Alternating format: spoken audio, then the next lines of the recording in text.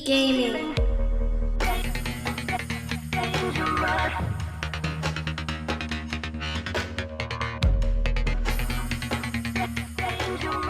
What's up guys, it's Andrew at EliteGamingHQ, and today I got more benchmarks for you in our little series called Can It Run It?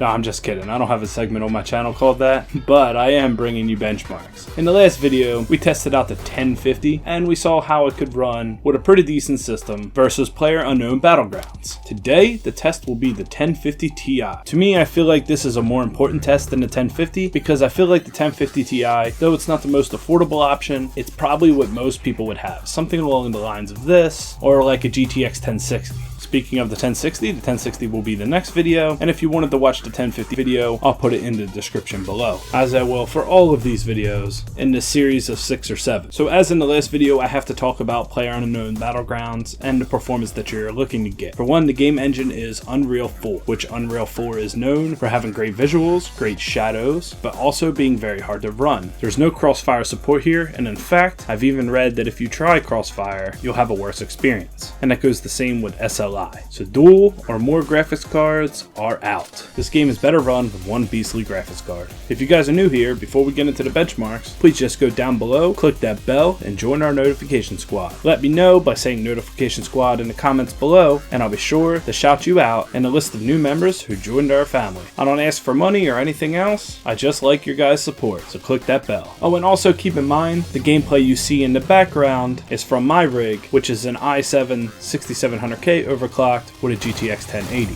So that does not reflect the performance and the numbers that I'm about to give you. The system that we used was a system I built for a customer, an i5 7500 with the GTX 1050 Ti.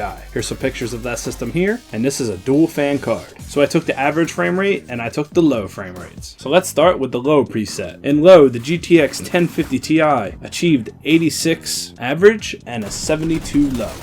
Now keep in mind, most competitive players are going to be playing this game in low, and they turn the view distance all the way out. So in this game, that's something maybe you want to consider, and this graphics card does amazingly at running the game in low. Next, we'll go over to medium. In medium, I got an average of 58 frames per second, dropping all the way down to 48.